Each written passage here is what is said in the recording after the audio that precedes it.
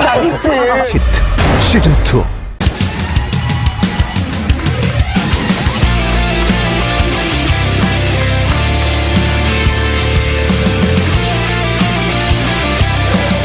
Welcome back, everybody, to the SSL here live at the Nexon Arena. Of course, I am Valdez, with me is Wolf. We got done with one series, a pretty quick one, a relatively quick one. Stats taking out Bomber 2-1. Yeah, it was definitely a weird series. I don't expect the rest of the group to look like that. Definitely some weirdness going on for Stats. I feel like what we saw from Bomber was pretty textbook. I mean, he showed his skill, I'd say, relative to Stats.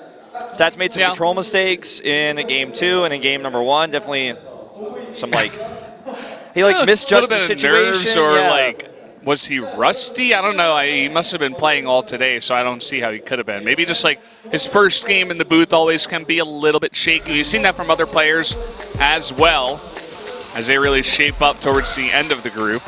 But we are going to jump into Deer versus GuMiho now, which should be a very close matchup here. Now, I want to point out that if you look at this, Deer is the only champion in this group of a Star League.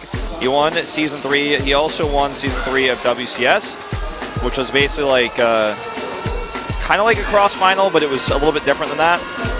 Different system we had back in 2013 WCS, but he is a Star League winner, okay? He was the one-hit wonder, people like to call him for that. So he won that GSL, but he's the only person in this group of 4 players who was able to do that. And he is the only champion, and he has the mindset of a champion. His opponent here, GuMiho, has come close a few times, but let's take a look at his results. Round of 8, Code S. Round of 4, Ting Open. Home Story Cup round of 4, and second place in DreamHack Tours in 2015.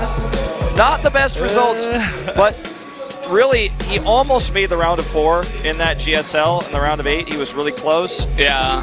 And he definitely is looking in his best form of his career right now, I would say. They also have new uniforms, by the way. MVP is wearing that today. Looks very summery, almost like like an Under Armour kind of shirt, breathable shirt, that kind of thing. Really good for when you're playing sports. Right, Wolf? That's right. Esports. Yes. It's hot outside, all right? What are you going to do? Yeah, very, very humid as well nowadays. Will help with the humidity.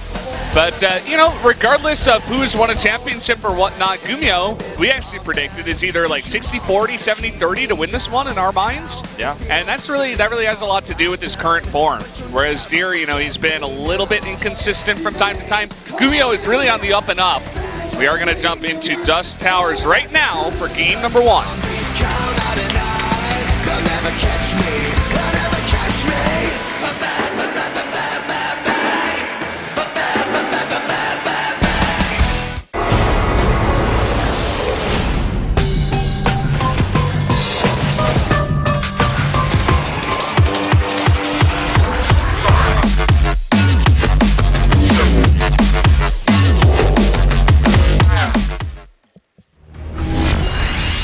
Here we are on Dust Towers once again for another PVT. Down in the bottom left in the red from Samsung Galaxy Con, it is Deer. And his opponent to the top right, the Gumi God, GuMiho. I've been calling him Gumi God recently because he is on a roll in Pro League. No one can stop him. If he doesn't have the upwards red arrow by now, we're going to have a talk with production because he needs that upper red arrow or something better, some kind of gold upward arrow. Yeah, if they have an upward arrow for him, I'm going to have a talk with them because they need a flaming upward arrow. Yeah. The upward arrow needs to look like a atomic bomb mushroom cloud going up. Yeah. Because he is going on a tear right now. In both individual leagues, looking incredibly strong, killing it in Pro League, miles and above everyone on his team right now. In fact, he's really just on another level. Yeah. And I really feel like he needs to be respected for that. The fans are giving him love. The Korean community as well is behind him. Some of his old fans are coming back. But I got to say, this guy, do not underestimate him, especially not in this matchup. He is really one of the players who invented and popularized the Cyclone pushes on 2-player maps. Then, once he was winning every game with that, he's like, nah, I don't really want to do this anymore. I'm doing other stuff. I'm doing other forms of pressure. Very versatile player in this matchup right now. And Bomber specifically said he was scared of him in TVT. And, I mean, if Bomber's saying that and he's wrecking in TVP, this is another reason why he just very well might get out of the group in first place. Absolutely possible. Yeah, I think there's a pretty good chance of that. And I mean, this guy, there's a reason that his icon is the monitor falling over, right? The booth fell on him. For you guys who do not know about this, go out on YouTube. It's out there. The booth actually fell out on him, on his head, during a live game versus Zest on, what was that map with the gold base? Habitation Station. Yeah. And then he won it. Then he wrecked Zest. It's almost like he got really angry and he just like, he was going crazy with the drops, the multitasking. And that's really what he is known for in general in PV, or rather in TVP. You know, you were talking about that new style he was bringing in with the Cyclone, but now that it kind of fell out of fashion, he's like, I'll just go back to what works for me, you know? Yeah. And if I was Deer, I would be shaking in my boots, man. I would be scared to go into that booth against this player. He's going to take a fast third base. He's starting to feel familiar. And use the Oracle for pressure. Very similar build to what Stats did. But it seems like Stats had the inside info that he was going to be up against a very passive fast third CC from Bomber. Talking about his build on New Gettysburg specifically. But in this case, Deer is just going to send out a normal Oracle timing with that third base, not pressuring with the Adepts. But GuMiho is going for an aggressive drop. And he doesn't have detection yet. So this is kind of scary. Yeah, look at this, too. Coming into the back door, there is absolutely nothing. Oh, there is a Widowmine. Okay. I was like, well, this is going to be kind of hard to hold off if you have absolutely zero defense. If he dies to Widowmine, I will be eternally disappointed. But he's not. He's actually controlling this person. You can never forgive Deer for that one time he died to the Widowmine. Oh, man, this control is so good. Yeah, it was. I can't really even fantastic. stress, if you don't play StarCraft, I can't even stress how difficult that is to actually do, to actually pull off. But this is the problem moment, though. He doesn't have much of a defense because he went for that greedy third base and a Twilight Council. That Mothership Core barely survives, and GuMiho not controlling this this group of Marines could have definitely gotten a lot more value. Could have killed the Mothership Core had he just stutter step microed there, and he could have gotten a bunch more of the probes too. But he was looking elsewhere, perhaps trying to deal with that Oracle or load up something else. There's an SCV in this drop. Okay. Yeah, he might actually put it in the second medevac, and SCVs can actually repair from within the medevac. You can drop it out, repair the medevac, put it back in, fly it around, and keep that medevac alive. But it may have also been a mistake. I'm not really sure. But it definitely could give more longevity to this, especially because now there's a Liberator coming across. This drop is spotted. Looks like he did put the SCV out, so it was actually a mistake. And it's a triple Widowmine drop. Ooh, loses that Widowmine, or rather the Oracle. And at the same time, he's pushing by ground. There is a Cyclone on the way as well. And the reason why this didn't happen to Stats, well, there's two reasons. Hold that thought. This Liberator comes over here and is going to do even more probe damage. The Mothership Core is nowhere even close nearby. Deer is going to take so much damage from that. He needs the Mothership Core in the main, you know, because he needs to overcharge over there. There was no pylon at the natural. He's going to lose that Mothership Core. Now he's going to lose these Adepts. And he's going to lose even more. This one Adept isn't even paying attention. Just chilling over there. Finally, this Liberator is going to go down. Can't stress how long it takes for one. He's just individually microing Marines here now, and he's going to kill more probes. And in fact, he might even kill his Phoenix now. The Adepts come down. Hey, he's going to have to just drop these out and try to target something. Yeah, well, that's all he can get. He's going to go down now. He did the best he could. Certainly a lot of damage for the units that he was using, but at the same time, his third base definitely a lot later than Deer's.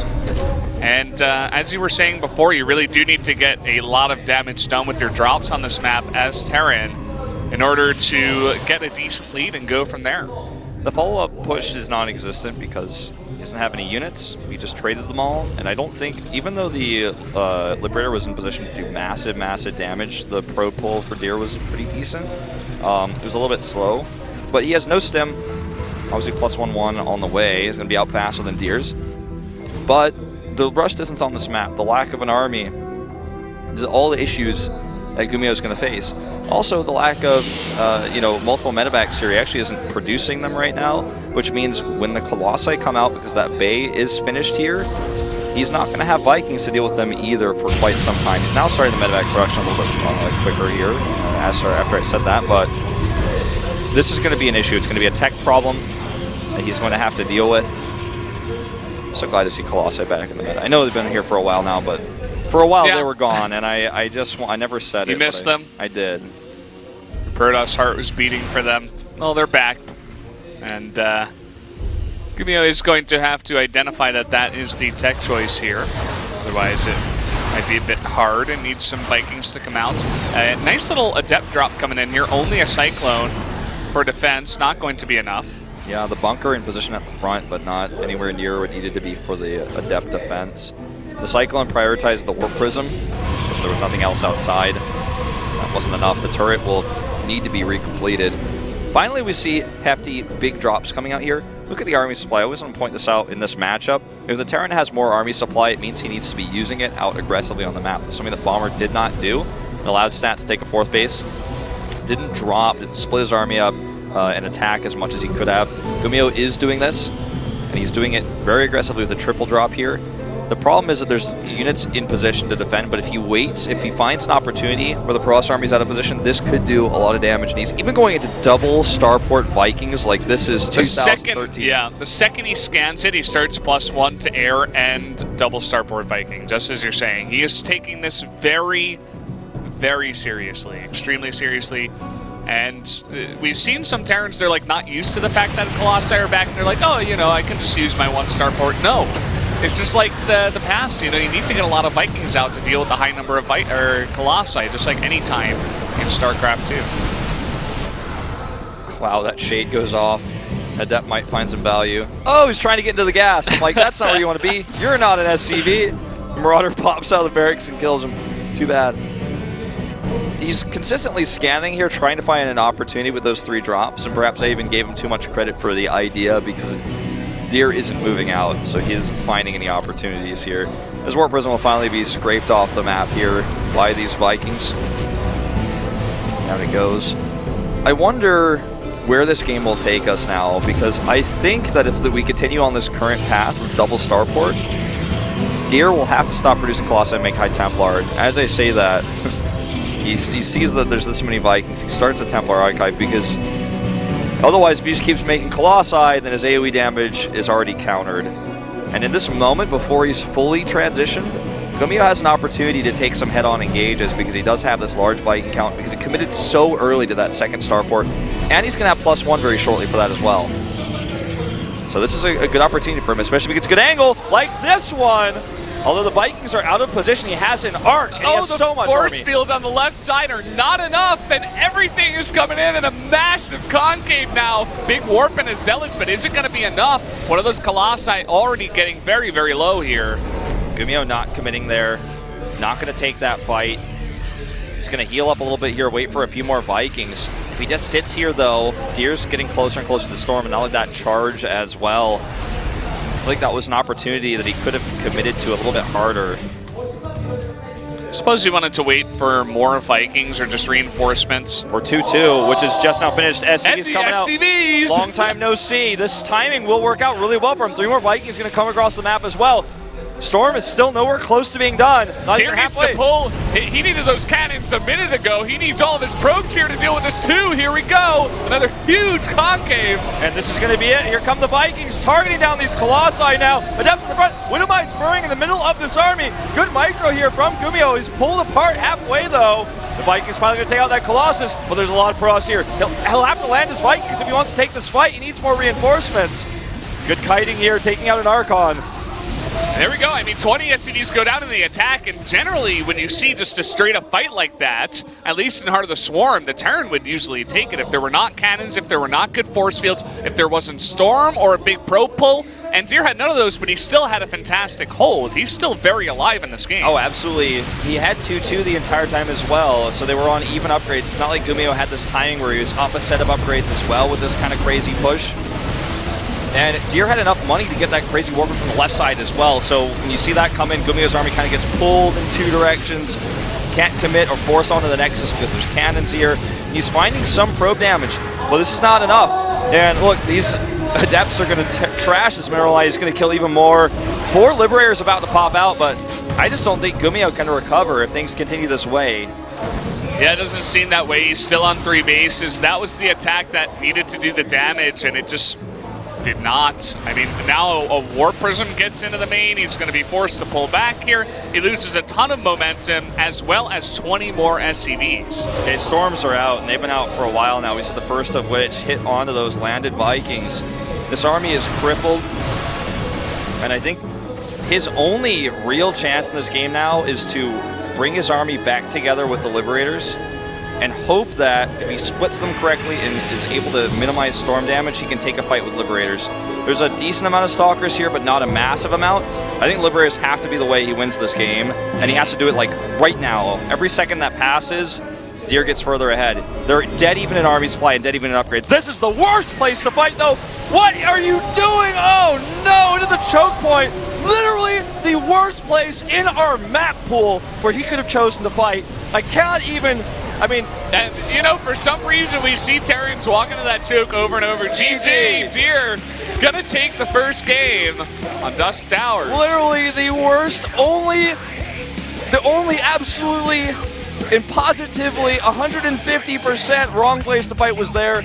And I don't want anyone tweeting out and say, well, Charge Zealots can't get us around. He had very few Charge Zealots. No, he had was trying to snipe the high temp guard. No, he could have done that on the other side. That was just a wrong move. I think he panicked. I don't know. That was pretty dirty. It was kind of an attack that reeked of desperation. It was like, I'm kind of screwed. You know, what am I going to do? It's kind of hard to make great decisions in that spot. You could have argued, like, well, if he fought on the other side, he would have had maybe like a 4% better chance to win that fight, but he was already at like a 5% chance to win it at all. So yeah, I mean, it was, you know, just kind of, he had already lost the game after the SCV pull did not work. I feel like if Deer made a huge mistake, which is almost even worse. Fought into like 6 Liberators exactly, or something. In the choke point where he couldn't really go through and jump on them, and he had a concave on the other side. If he baited that somehow, which Deer would never make that mistake, maybe you could argue the point. I think it was just, I mean, I think GuMiho would probably say, he'd probably put his hands up and say, okay, oops. Like, I don't think anyone's going to make an argument for that being a good engage. He didn't have all of his Liberators with him either. He had 2 more back at home, or at least they were rallied, and he fought without them.